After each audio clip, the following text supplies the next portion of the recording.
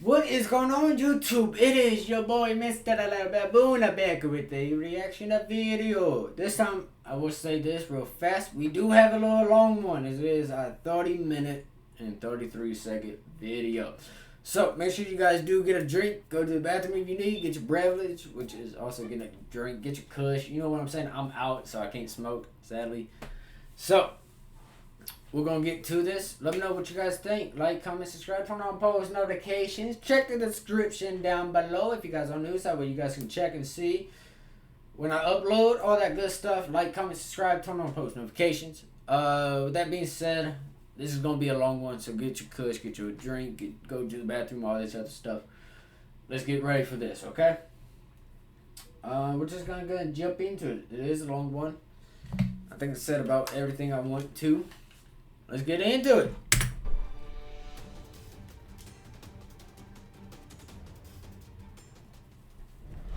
Bazooka Charlie, the pilot who strapped bazookas to his plane.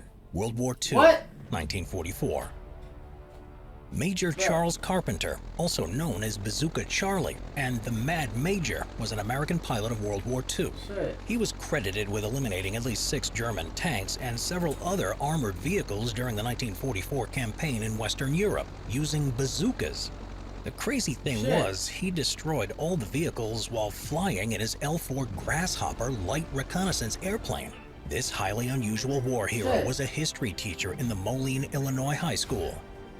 Like many other patriots, he joined the Army in 1942, eager to do his bit in the war effort. As a commissioned second lieutenant, he completed his flight training and was assigned to flying light observation aircraft. Such aircraft were designed to survey the battle area, report enemy positions, and spot targets for the artillery to fire at. For this purpose, Carpenter was sent to General George S. Patton's 3rd Army Group that was racing through France towards the German border. Along with his Piper L-4H Grasshopper plane, he was attached to the 4th Armored Division. In addition to surveillance missions, Carpenter was also assigned as a private pilot to the divisional commander, General John S. Wood. Carpenter accompanied his division along its entire campaign, excelling in his duty. However, being his comrades' eyes in the sky was not how he imagined fighting in the war. Charles Carpenter was more of a daredevil and craving for action. His impatience almost cost him his life. On one occasion, as he was driving in a Jeep searching the area for landing fields, German infantry surprised and attacked his unit. Carpenter didn't waste time. He jumped on top of one of the M4 Sherman tanks like a seasoned infantryman, grabbed a .50 caliber machine gun and started shooting at the Germans. Carpenter took command of the situation and shouted at his comrades to move forward and repel the enemy attack. In the heat of battle, Carpenter ordered the Sherman's gunner to shoot at one of the enemy vehicles. As it turned out, it was an Allied Sherman bulldozer tank. Luckily, the only damage was a blown-off blade. His superiors were not impressed by Carpenter's exploits. He was arrested and accused of recklessness in carrying out friendly fire and threatened with a court-martial. I mean, that definitely is friendly fire, so that's definitely an issue. Fortunately, Carpenter's case came to the attention of the 3rd Army's commander, General Patton. Patton appreciated the heroism of his fighting men and therefore had all charges dropped. He also declared that the Army needed more men who fought like Charles Carpenter. Major Carpenter returned to his duties, but was strictly forbidden to interfere with the ground forces again.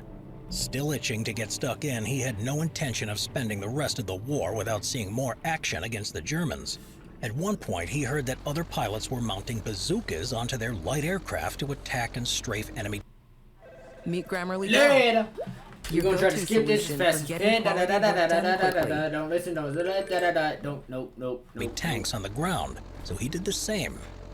With the approval of the divisional headquarters, Carpenter took 2 M1A1 bazookas and mounted them onto the wings of his small L4H Grasshopper. The number quickly increased to 6 bazookas, 3 on each wing. Each bazooka was wired back to the pilot's cockpit from where Carpenter fired them by flipping switches on a console. Later, the M1A1 launchers were replaced with more powerful M9s. Carpenter named his plane Rosie the Rocketer, in tribute to Rosie the Riveter, the symbol of women working in factories back in the States. I like the name. The M1A1 rocket launcher, or bazooka, fired a 2.36-inch M6 rocket, which by the time of the 1944 campaign was pretty ineffective against the armor of most German tanks, especially the Tigers and Panthers. Major Carpenter, however, had an advantage of firing his M6 rockets from above, aiming for the top of the turret, which had significantly lighter protection. Carpenter's tactic was to dive his aircraft directly at the enemy tanks and fire his bazookas from a height of 300 feet or 100 meters. He would then pull up his plane, trying to escape the enemy's return fire as quickly as possible. The tactics proved to be very effective as he managed to destroy several armored vehicles. As General Wood's private pilot, Carpenter had a lot of spare time. He used it for the search and destroy missions that earned him the nickname Bazooka Charlie. Bazooka Charlie. The story of a flying menace with bazookas soon started spreading among the German army as well.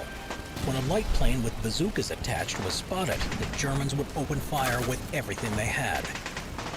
The problem with aircraft such as the L-4H Grasshopper was that they were very slow and as a result posed an easy target to enemy fire. Each mission therefore carried a lot of risks for Carpenter. Many other pilots considered his actions to be almost suicidal and called him the Mad Major. Mad or not, Major Charles Carpenter did his best to help win the war. He carried out his most notable mission on September 20th, 1944, during the Battle of Aricourt, part of the Lorraine campaign. A sudden attack by German panzer units got the support units of the 4th Armored Division pinned down and in danger of being completely overrun. Because of the dense fog, they were denied air support. Still, Bazooka Charlie went to the rescue. When the fog cleared, he located the German panzers and attacked them with his bazookas. After firing all 6 of his rocket launchers, he returned to base to refuel and reload them and made another attack. Nice. He flew 3 combat sorties that day, firing 16 rockets against German vehicles. The result was that several armored vehicles and 2 Panther tanks were knocked out. The German panzers withdrew and the U.S. Armored Support Unit was relieved. Carpenter's heroism was endless. On another occasion, he destroyed an entire German column, but instead of returning to base, he landed his plane to inspect the damage that he had caused. As he approached the smoking remains of the column, he grabbed a rifle from a dead German and took 6 enemy soldiers prisoner. Shit. In recognition of his gallantry, Major Charles Carpenter was promoted to Lieutenant Colonel and awarded the Bronze Star, the Air Medal with Oak Leaf Cluster, and the Silver Star with Oak Leaf Cluster. Nice. Unfortunately, in early 1945, Charles Carpenter was diagnosed with Hodgkin's disease and sent home.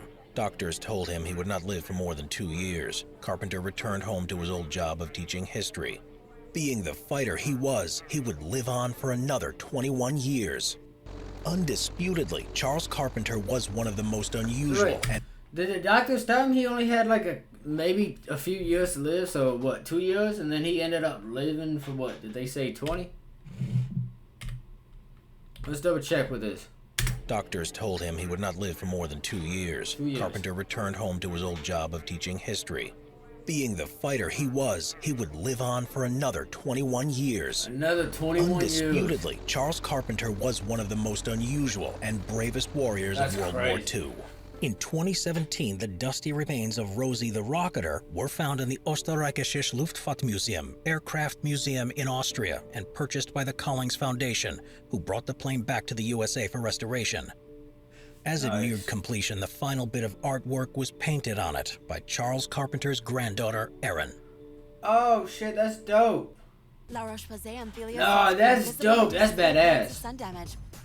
His granddaughter ended up painting on the same plane. The axe-murdering teacher. Huh?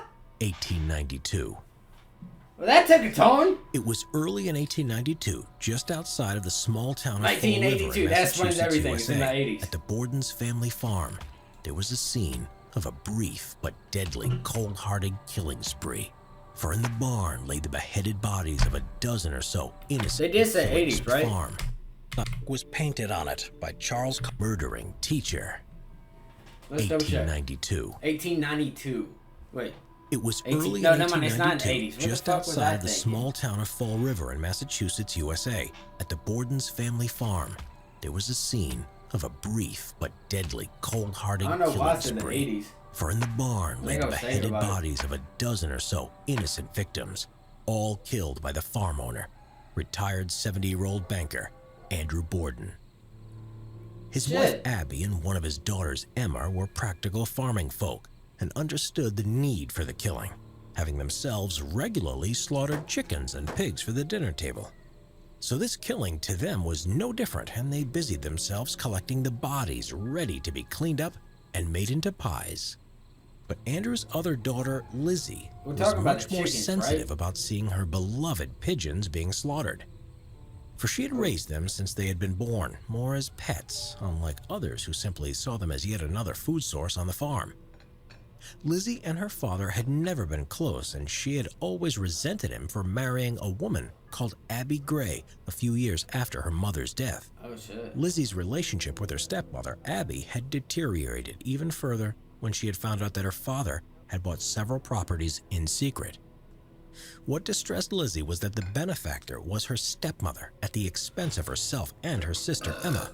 A house was even purchased for Sarah Gray Whitehead, Abby's younger half-sister. A few months later, there would be more slaughter at the Borden farm. Oh, great. On the morning of August 4th, 1892, Lizzie was in the barn and heard a strange noise from the house. She rushed into the house and into the sitting room. What she saw was truly horrifying. Lying dead on the couch was her father, his face badly disfigured as someone had struck him several times with a hatchet, killing him almost instantly. Lizzie then summoned the maid, Bridget Sullivan, but didn't let her go into the sitting room, feeling that the sight of her dead father would be too much for the young maid. Earlier, Lizzie's 64-year-old stepmother had told Bridget that she was out visiting a sick friend, but she was found shortly after Mr. Borden's body was discovered. She was lying face down in the guest room upstairs. Not sus? She had also been murdered, having been savagely hacked to death from behind with a hatchet. But what was noticeable about her death compared to her husband's was it had been much more violent and intense, as if the assailant had hated the victim, something that was later brought up at the murder trial. That explains it.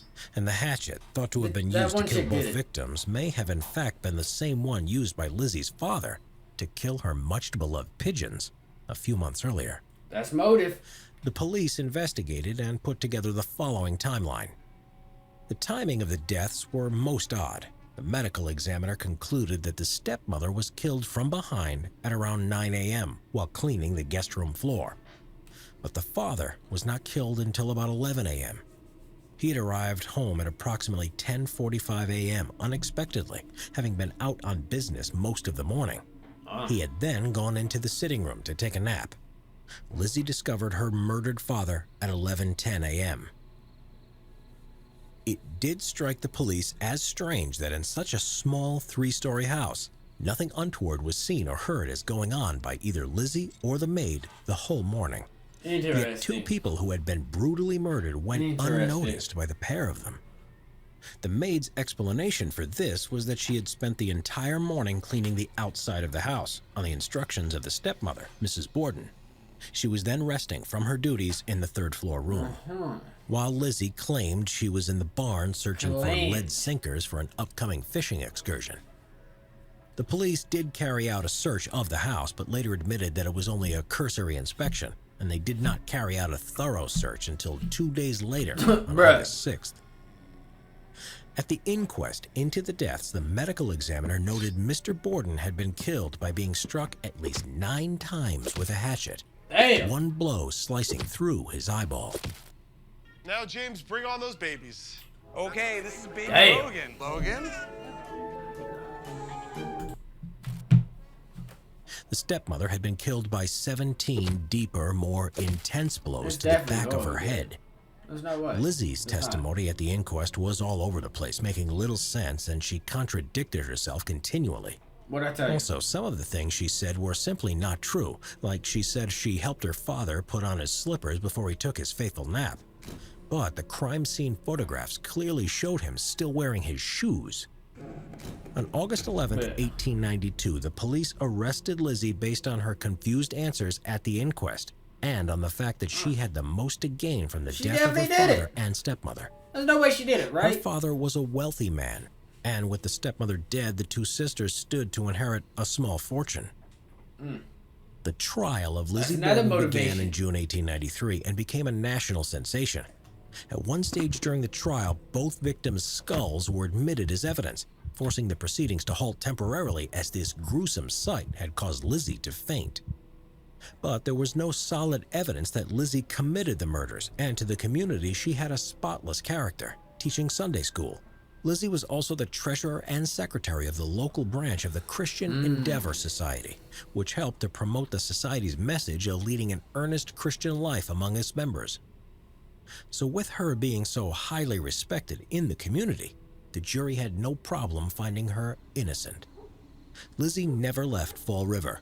Her and her sister moved into a modern house in the wealthy neighborhood of The Hill. She died 35 years later of pneumonia on June 1st, 1927. Her younger sister, Emma, died a few days later of a kidney disease. Neither ever married. The press and investigators never stopped hounding Lizzie, who mostly were convinced that she had carried out the murders. I think she did. No one else was ever tried for the crime, and to this day, it's officially seen as an unsolved case. I think she definitely did So it. who did murder Andrew and Abby Borden on that fateful morning in 1892? The suspects are as follows. Suspects. The older daughter, Emma Borden. At 36 years old and a spinster, Emma was unlikely to find a husband in an era where women were normally married off by their early 20s. That is true. Could it be that she was fearful of her stepmother inheriting everything if her father died? Meaning she faced an old age of abject poverty as she had neither a profession nor a husband to support her? So maybe she had a possible motive. But at the time of the murder, she had an alibi. She was visiting friends 15 miles away, and also her character was seen as impeccable. The resentful 25-year-old maid from Ireland, Bridget Sullivan? Abby Borden was very strict, and some would say she was mean when it came to how she treated her maid, insisting on the day of the murder that Bridget clean the outside of the house thoroughly, despite the maid's protest that she was ill and that it was in the middle of a particularly bad heat wave. Could it be she simply snapped and brutally killed Abby in a rage and later the father in order to cover up her crime? Could be. The highly respectable 32-year-old younger daughter, Lizzie Borden. I feel like it was probably her though. I feel like she's the most likely. Did the police get it right in the first place, but didn't have enough evidence to prove it was her? It is true Lizzie had much to gain from the death of her father and stepmother. She did. For if her elderly father died, her stepmother was due to inherit his vast...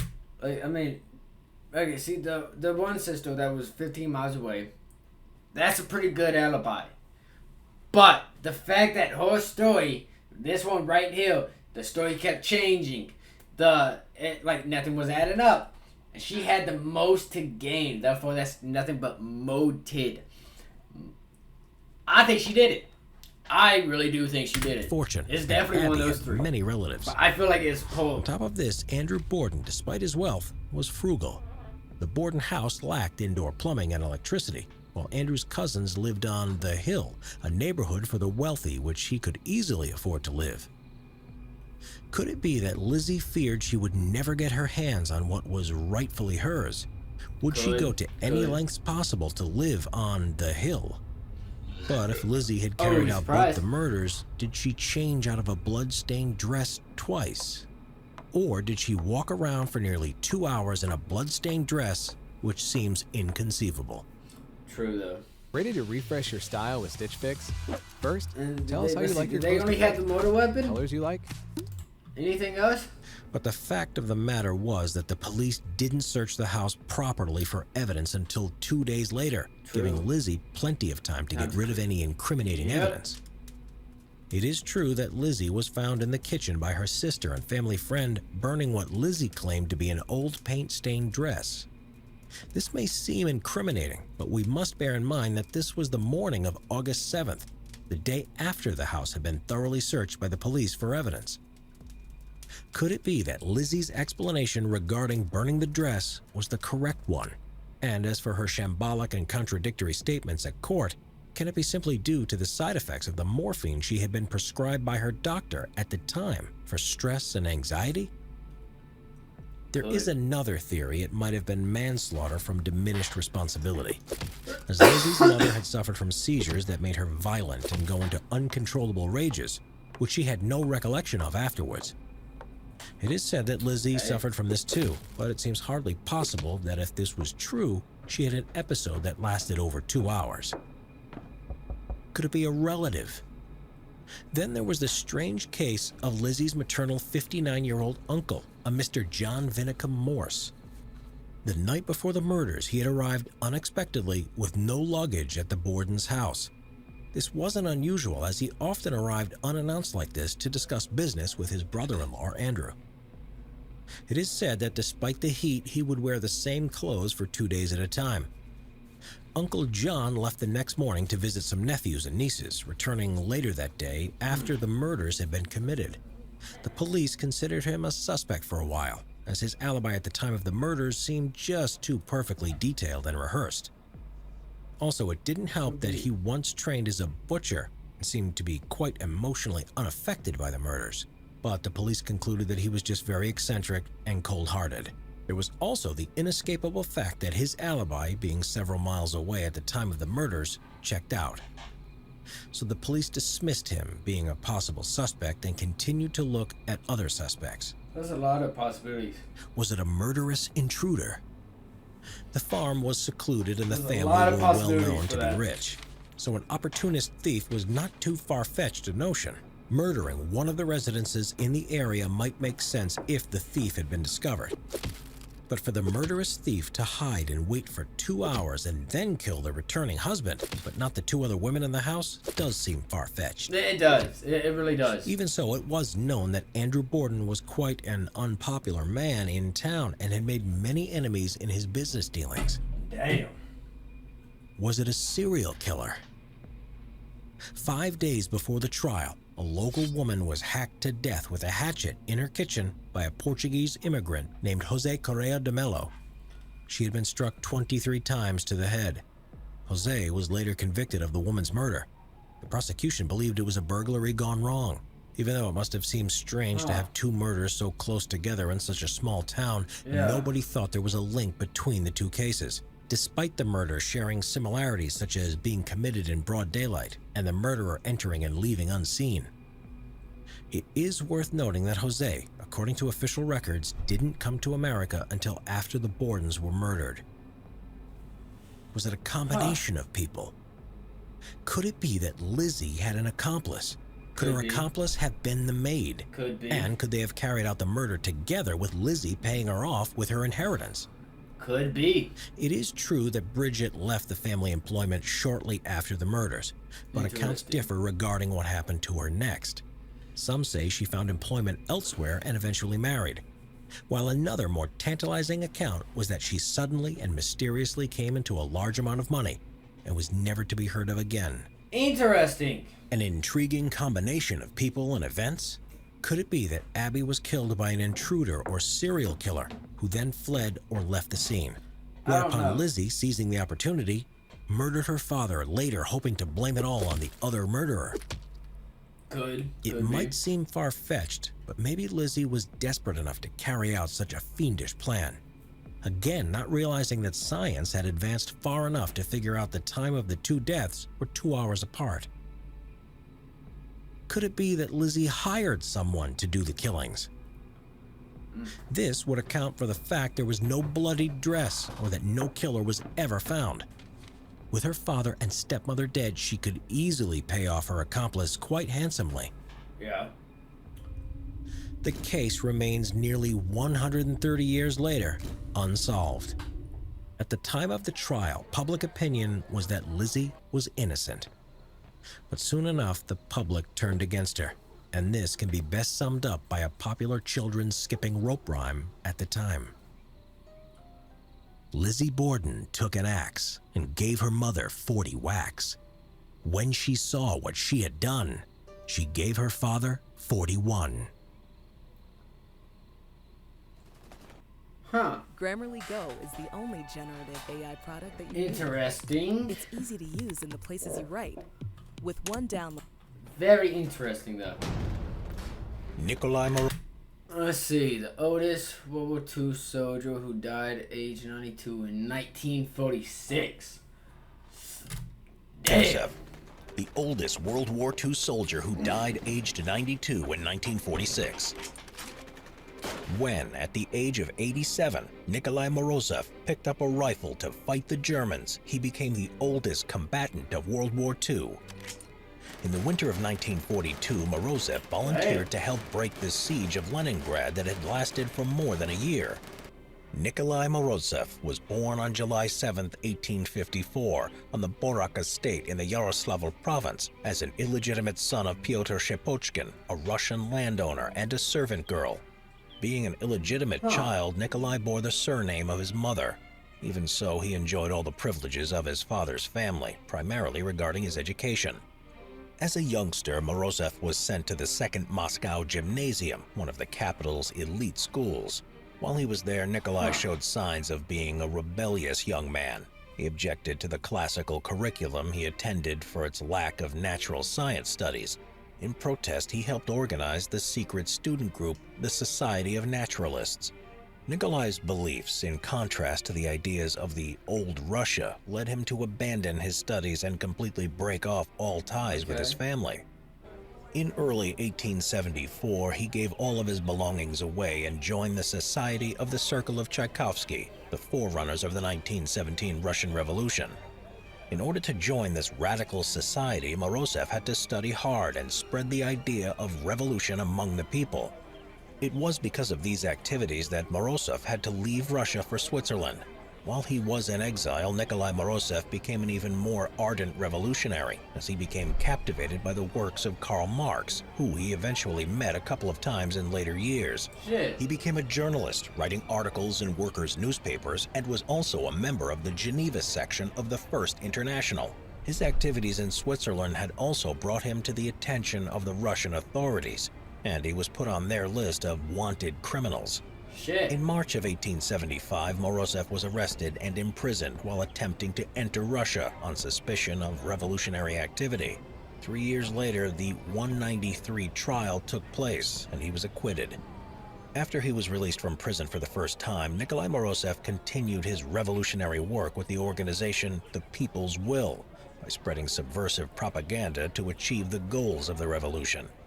Once again, his political activities brought him to the attention of the authorities, and in 1881 he was arrested and tried at the famous Process of 20 trial.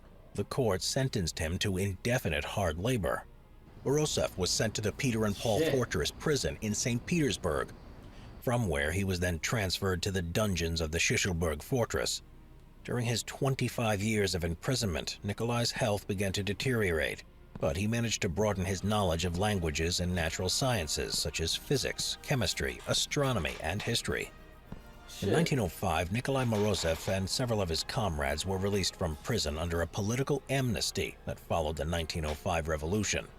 Upon his release, he continued to teach natural sciences at the University of St. Petersburg, where he was able to create some unusual scientific theories. He was also one of the first Russians to learn to fly a plane in 1910. That same year, he was also imprisoned for one last time for a year because of a revolutionary poem he published called Song of the Stars. Strangely, after the October Revolution and when the Soviet state was established, Morozov decided to stay out of politics. He never became a member of the Communist Party of the Soviet Union. Instead, he was appointed director of the Lezgaft Natural Science Institute in Leningrad. It was a duty he performed for the rest of his life, eventually becoming an honorary member of the Soviet Academy of Sciences. When the Great Patriotic War started in the summer of 1941, Morozov was at his family estate in Borak. He stayed there throughout the entire war, giving refuge to his colleagues from the institute. At one point during the war, though, he went on a business trip that lasted for a whole month. During that time, he didn't have any contact with his friends or family, and his disappearance remained a mystery even to his biographers. Where did he go? What did he do? Many years later, a story materialized that Morozov had actually been allowed to go and fight on the front line as a Red Army soldier. Morozov was above everything else a patriot. When Germany attacked the Soviet Union and soon after appeared at the gates of the city of Leningrad, he felt it was his duty to help defend his country and his fellow Russians inside the besieged city. Morozov had been a revolutionary all of his life and had no problem in fighting for his ideals despite the fact that he was 87 years old.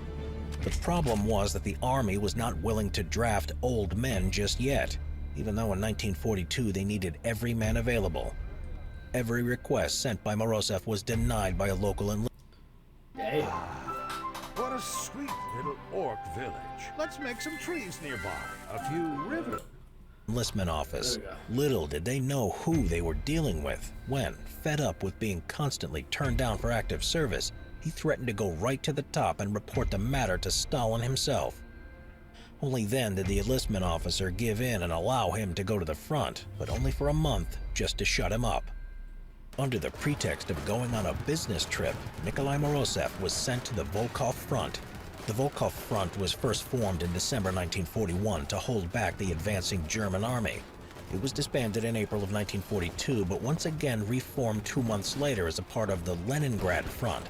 The front participated in operations aiming to break the siege of Leningrad, attacking the German units from the east. Battle-hardened soldiers of the Volkhov Front were shocked to see an old, gray-haired man with a beard who had come to join their ranks and fight the Germans. His stature barely allowed him to hold the rifle properly. They were even more surprised when Morozov told the battalion commander that he was 87 years old. The battalion was looking for more fit and agile young snipers, and ended up getting this very old man instead. Morozov, however, did his best to convince them that they had gotten the right man for the job. By nature, Morozov was an inquisitive person and didn't allow his advanced years to prevent him from learning new things. In 1939, when he was 85, Morozov enrolled in Asaviakim, or a sniper course.